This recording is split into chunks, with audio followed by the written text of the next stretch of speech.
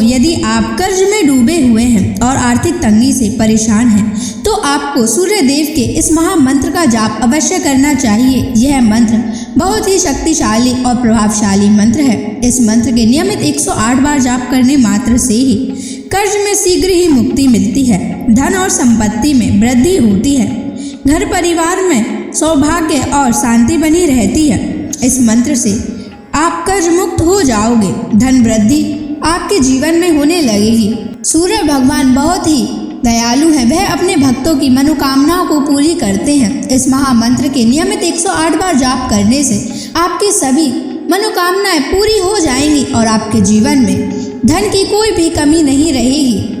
आप अपने जीवन में उन्नति प्राप्त करेंगे, आपको हमेशा सफलता ही प्राप्त होगी। इसलिए प्यारे भक्तों, इस मंत्र को साधारण समझने की गलती बिल्कुल भी ना करें।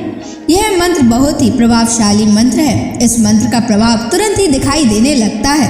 अगर आप सच्ची श्रद्धा के साथ इस मंत्र का नियमित 108 बार जाप करेंगे तो आपका जीवन खुशियों से भर जाएगा और आपके जीवन में कभी भी धन की कमी नहीं आएगी। इसलिए प्यारे भक्तों, इस मंत्र का नियमित 108 बार जाप करें और पूरी श्रद्धा के साथ करें।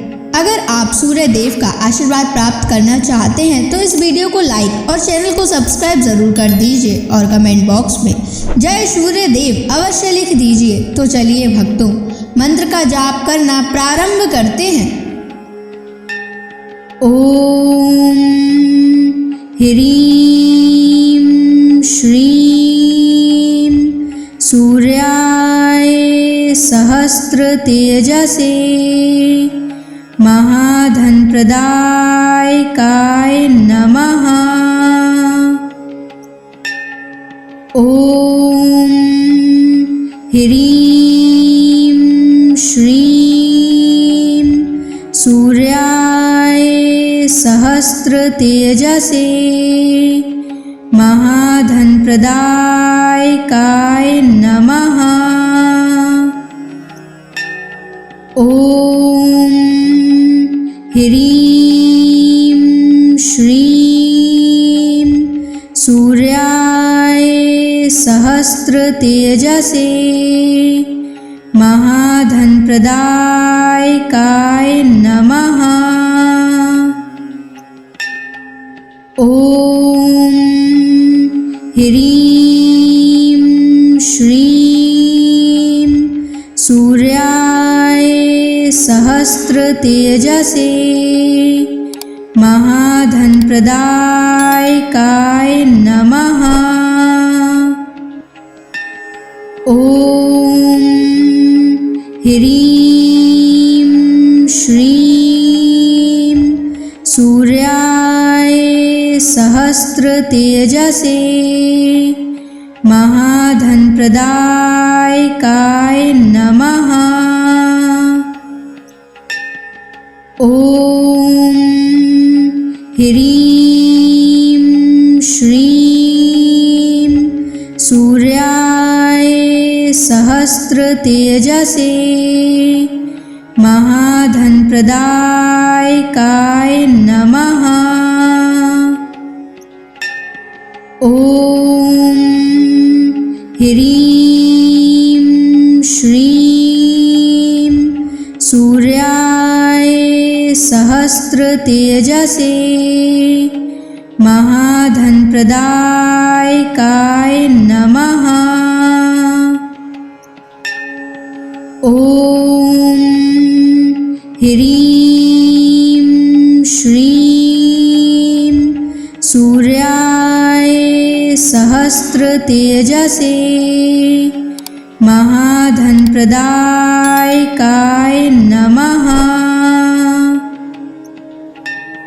ओम ह्रीं श्रीं सूर्याय सहस्र तेजसे महाधन प्रदायकाय नमः।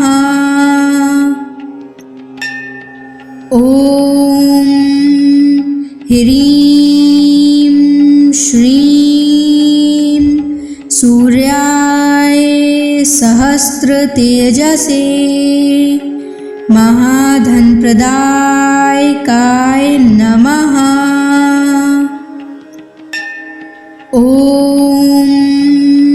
ह्रीं श्रीं सूर्याय सहस्रतेजसे महाधनप्रदायकाय नमः। ॐ ह्रीं श्रीं सूर्याय सहस्रतेजसे महाधनप्रदायकाय नमः। ॐ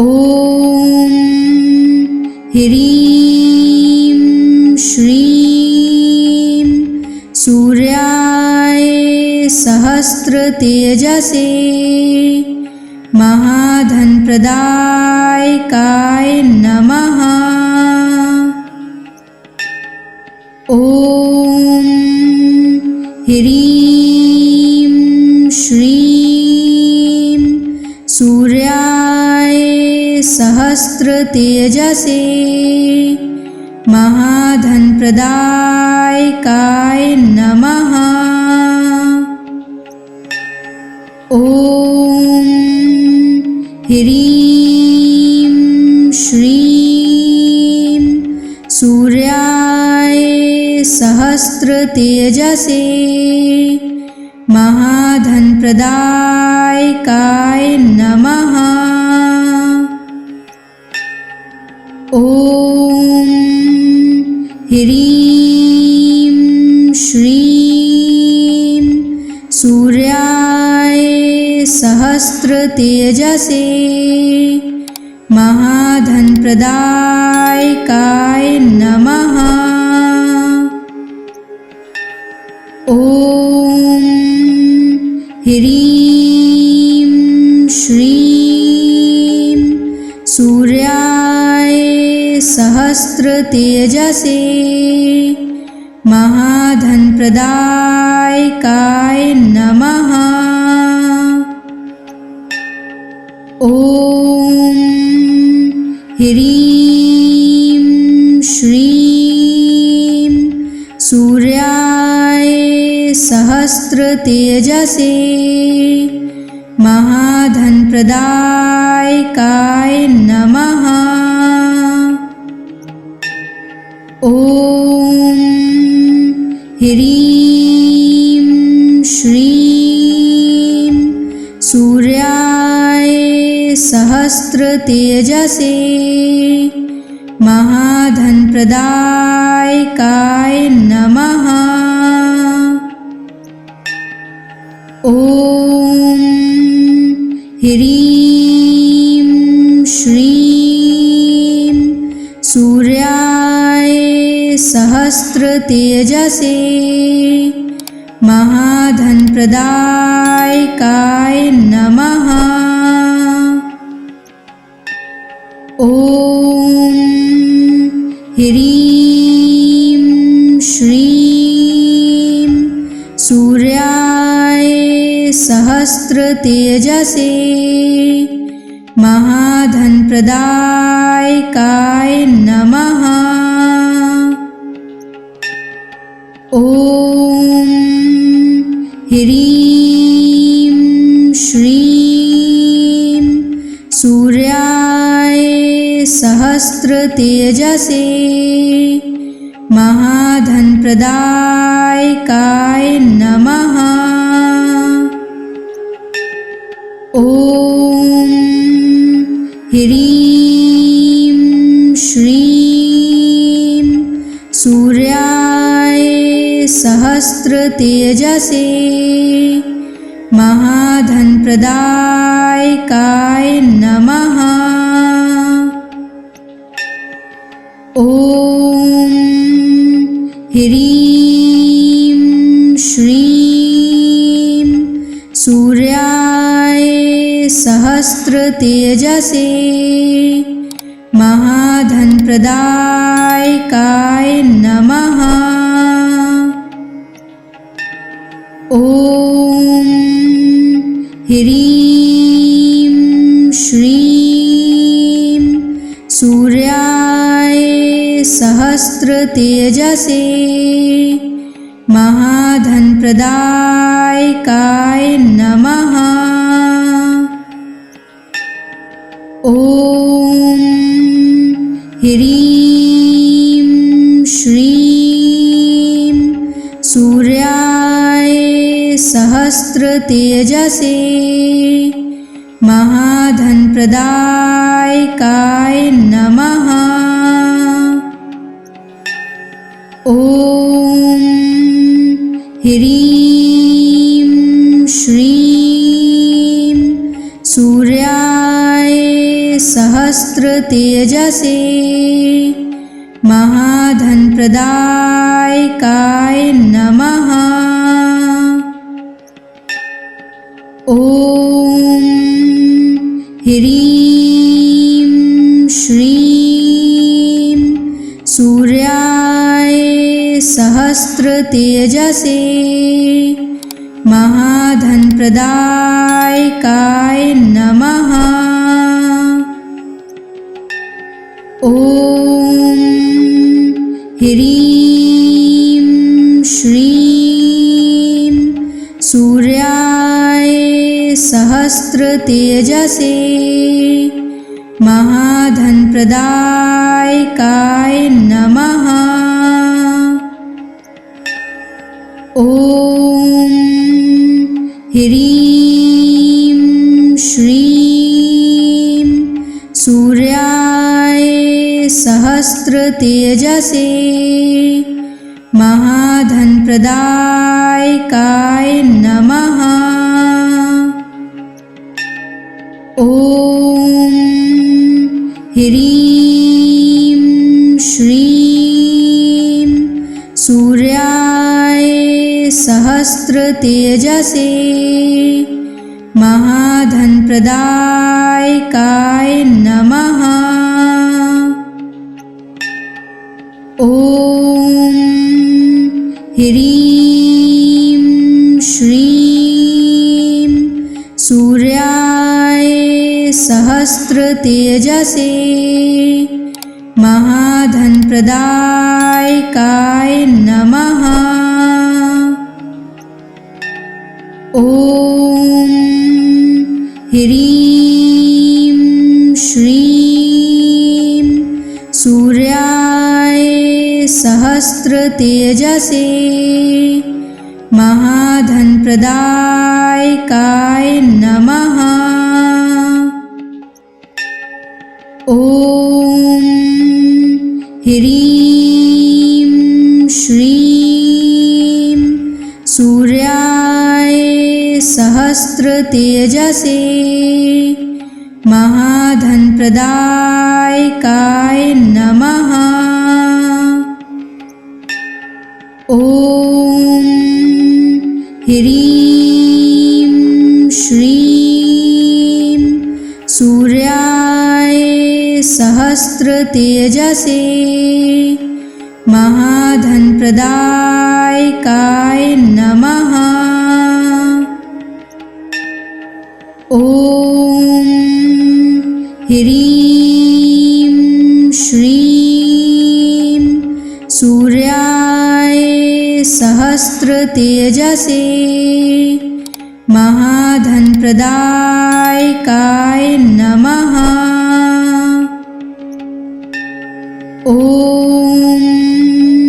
ह्रीं श्रीं सूर्याय सहस्रतेजसे महाधनप्रदायकाय नमः। ॐ ह्रीं श्रीं सूर्याय सहस्रतेजसे महाधनप्रदायकाय नमः। ॐ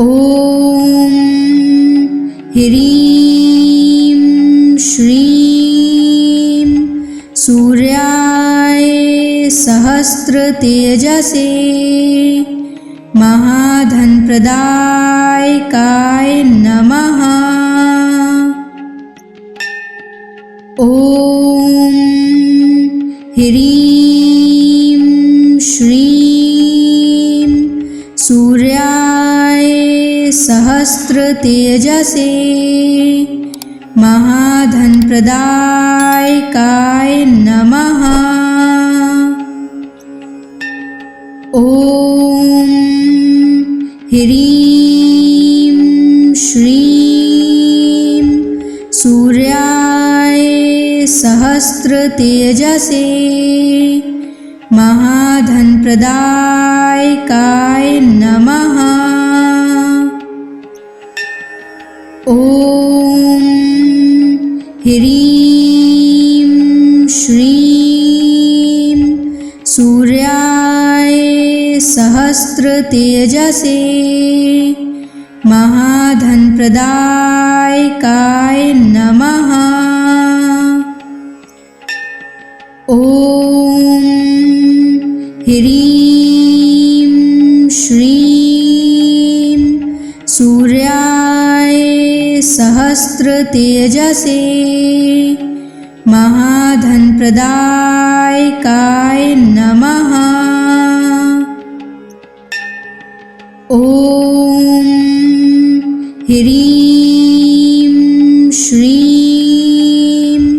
सूर्याय सहस्रतेजसे महाधनप्रदायकाय नमः। ॐ ह्रीं श्रीं सूर्याय सहस्रतेजसे महाधनप्रदायकाय नमः। ॐ ह्रीं श्रीं सूर्याय सहस्रतेजसे महाधनप्रदायकाय नमः। ॐ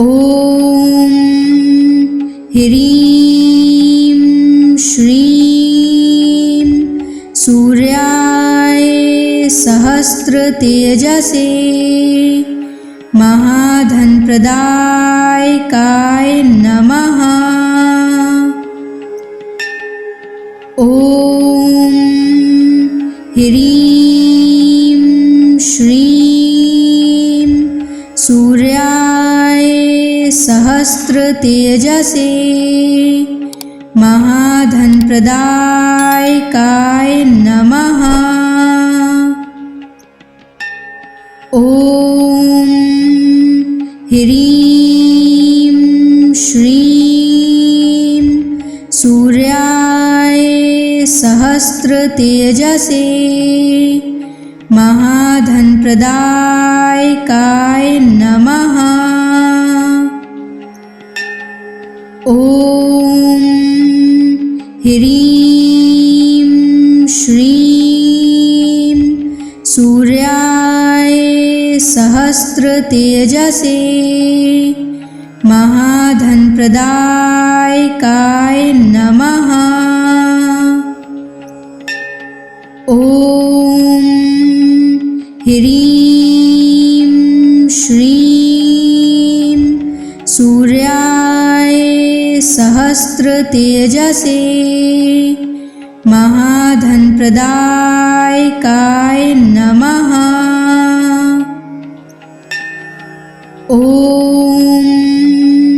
ह्रीं श्रीं सूर्याय सहस्रतेजसे महाधनप्रदायकाय नमः।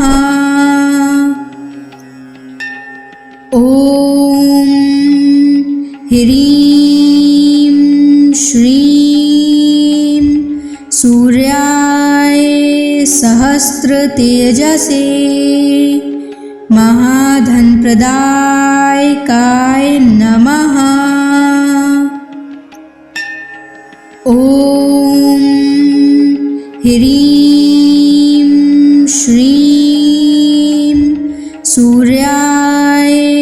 सहस्रतेजसे महाधनप्रदायकाय नमः। ॐ ह्रीं श्रीं सूर्याय सहस्रतेजसे महाधनप्रदायकाय नमः। ॐ ह्रीं श्रीं सूर्याय सहस्रतेजसे महाधनप्रदायकाय नमः। ॐ ह्रीं श्रीं सूर्याय सहस्रतेजसे महाधनप्रदायकाय नमः। ॐ ह्रीं श्रीं सूर्याय सहस्रतेजसे महाधनप्रदायकाय नमः। ॐ ह्रीं श्रीं सूर्याय सहस्रतेजसे महाधनप्रदायकाय नमः। ॐ ह्रीं श्रीं सूर्याय सहस्रतेजसे महाधनप्रदायकाय नमः। ॐ ह्रीं श्रीं सूर्याय सहस्रतेजसे महाधनप्रदायकाय नमः। ॐ ह्रीं श्रीं सूर्याय सहस्रतेजसे महाधनप्रदायकाय नमः।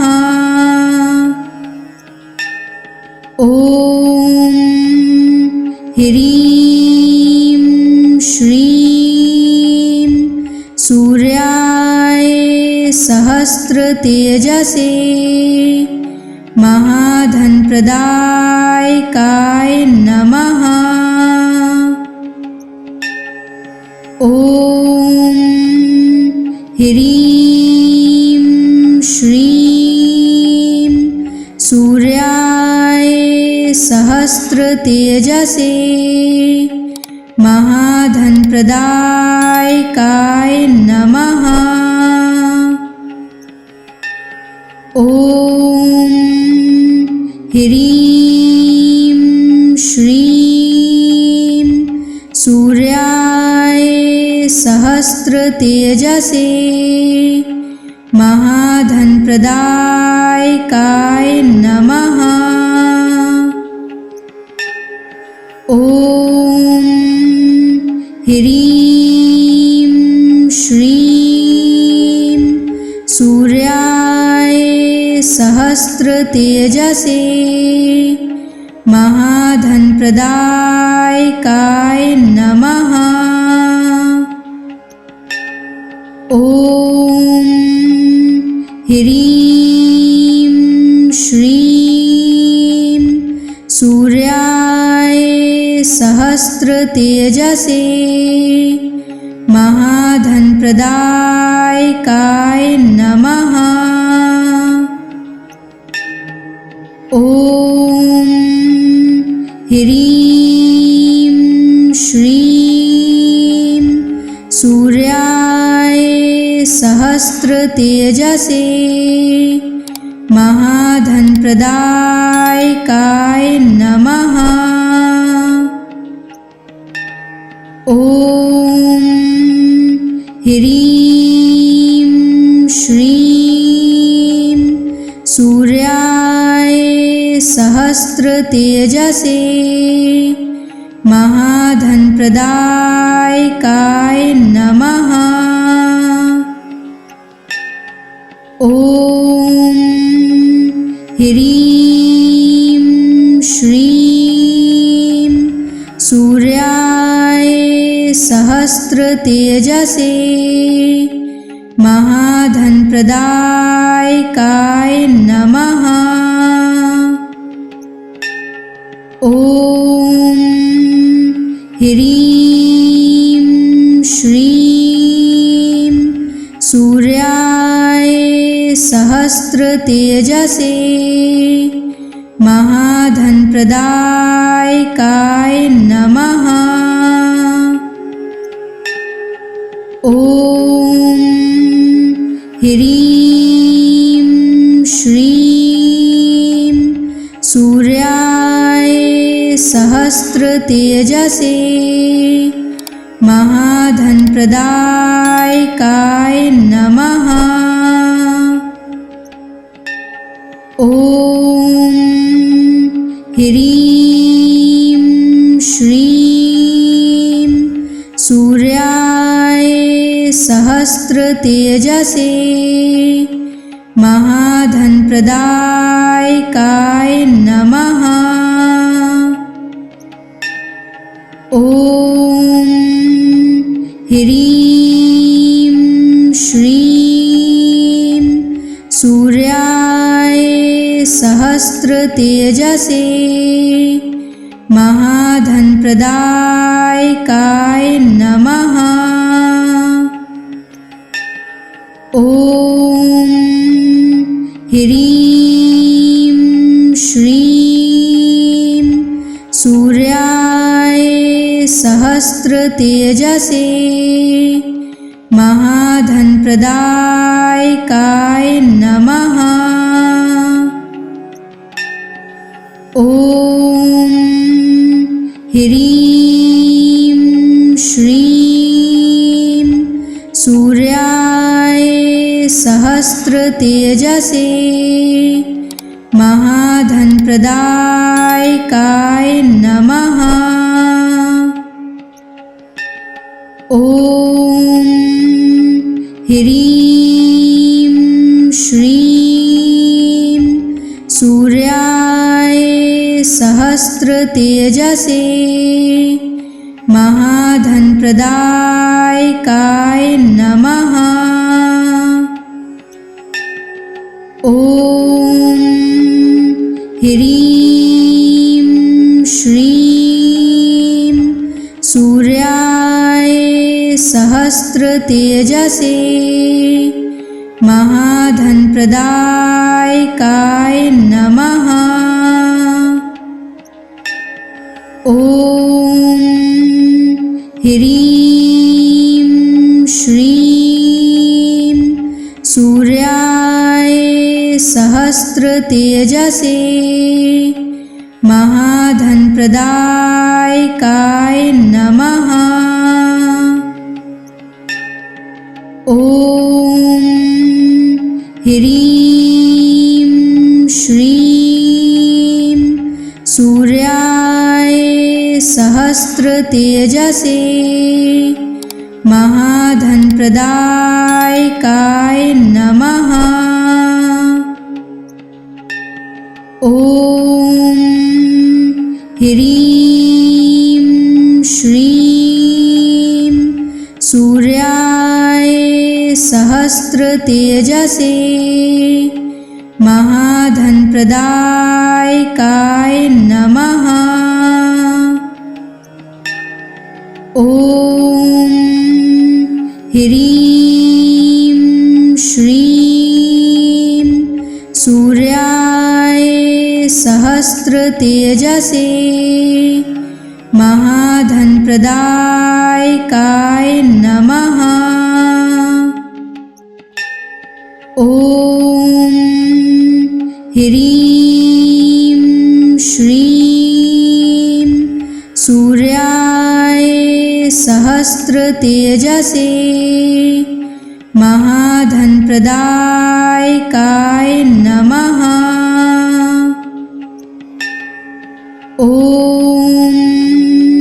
ह्रीं श्रीं सूर्याय सहस्रतेजसे महाधनप्रदायकाय नमः। ॐ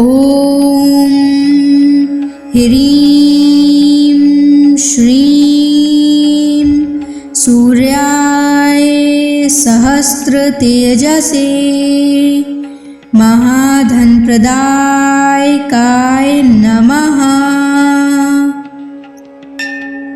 ॐ ह्रीं श्रीं सूर्याय सहस्रतेजसे महाधनप्रदायकाय नमः। ॐ ह्रीं श्रीं सूर्याय सहस्रतेजसे महाधनप्रदायकाय नमः। ॐ ह्रीं श्रीं सूर्याय सहस्रतेजसे महाधनप्रदायकाय नमः। ॐ ह्रीं श्रीं सूर्याय सहस्रतेजसे महाधनप्रदायकाय नमः। ॐ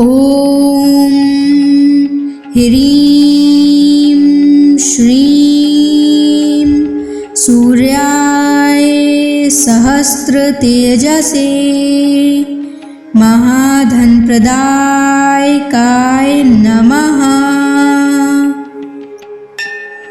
ॐ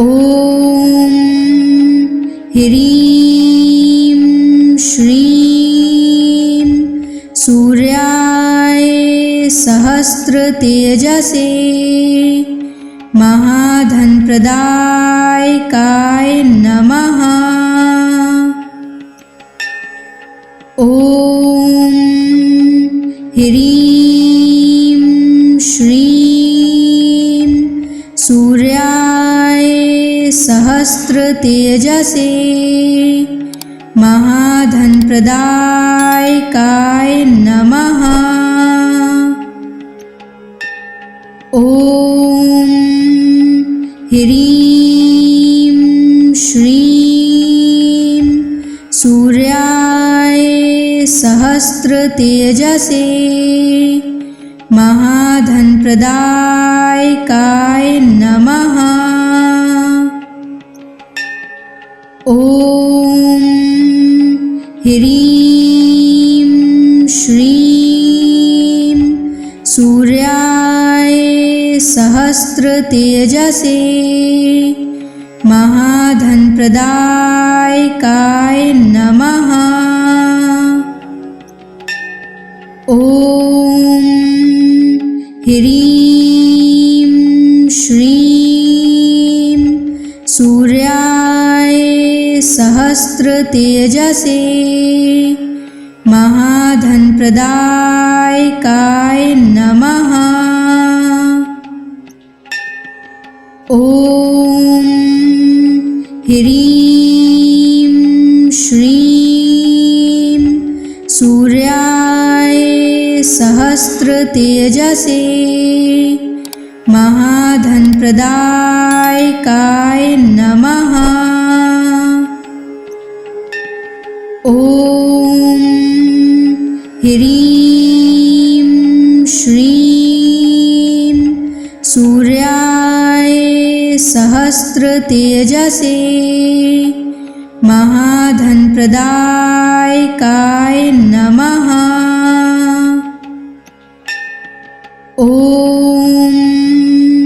ह्रीं श्रीं सूर्याय सहस्रतेजसे महाधनप्रदायकाय नमः। ॐ ह्रीं श्रीं सूर्याय सहस्रतेजसे महाधनप्रदायकाय नमः। ॐ ह्रीं श्रीं सूर्याय सहस्रतेजसे महाधनप्रदायकाय नमः। ॐ ह्रीं श्रीं सूर्याय सहस्रतेजसे महाधनप्रदायकाय नमः। ॐ ह्रीं श्रीं सूर्याय सहस्रतेजसे महाधनप्रदायकाय नमः।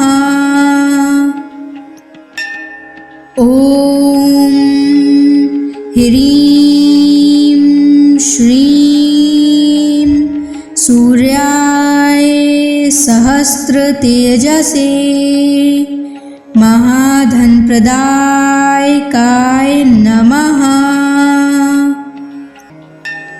ॐ ह्रीं श्रीं सूर्याय सहस्रतेजसे महाधनप्रदायकाय नमः। ॐ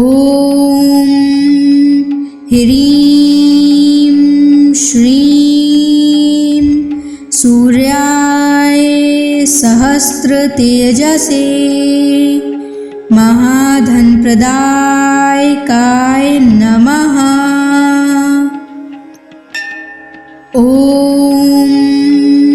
ह्रीं श्रीं सूर्याय सहस्रतेजसे महाधनप्रदायकाय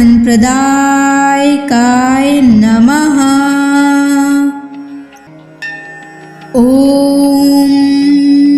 ह्रीं श्रीं सूर्याय सहस्रतेजसे महाधनप्रदायकाय नमः। ॐ ह्रीं श्रीं सूर्याय सहस्रतेजसे महाधनप्रदायकाय नमः। ॐ ह्रीं श्रीं सूर्याय सहस्रतेजसे महाधनप्रदायकाय नमः। ॐ ह्रीं श्रीं सूर्याय सहस्रतेजसे महाधनप्रदायकाय नमः।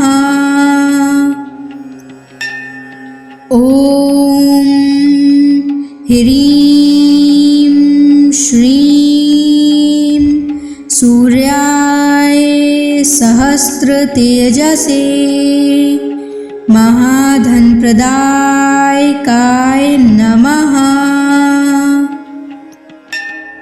ॐ ह्रीं श्रीं सूर्याय सहस्रतेजसे महाधनप्रदायकाय नमः। ॐ ह्रीं श्रीं सूर्याय सहस्रतेजसे महाधनप्रदायकाय नमः। ॐ ह्रीं श्रीं सूर्याय सहस्रतेजसे महाधनप्रदायकाय नमः। ॐ ह्रीं श्रीं सूर्याय सहस्रतेजसे महाधनप्रदायकाय नमः। ॐ ह्रीं श्रीं सूर्याय सहस्रतेजसे महाधनप्रदायकाय नमः। ॐ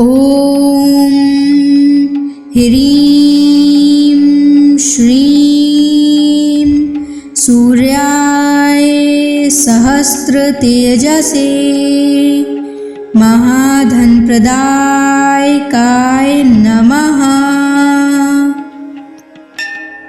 ॐ ह्रीं श्रीं सूर्याय सहस्रतेजसे महाधनप्रदायकाय नमः। ॐ ह्रीं श्रीं सूर्याय सहस्रतेजसे महाधनप्रदायकाय नमः। ॐ ह्रीं श्रीं सूर्याय सहस्रतेजसे महाधनप्रदायकाय नमः। ॐ ह्रीं श्रीं सूर्याय सहस्रतेजसे महाधनप्रदायकाय नमः। ॐ ह्रीं श्रीं सूर्याय सहस्रतेजसे महाधनप्रदायकाय नमः। ॐ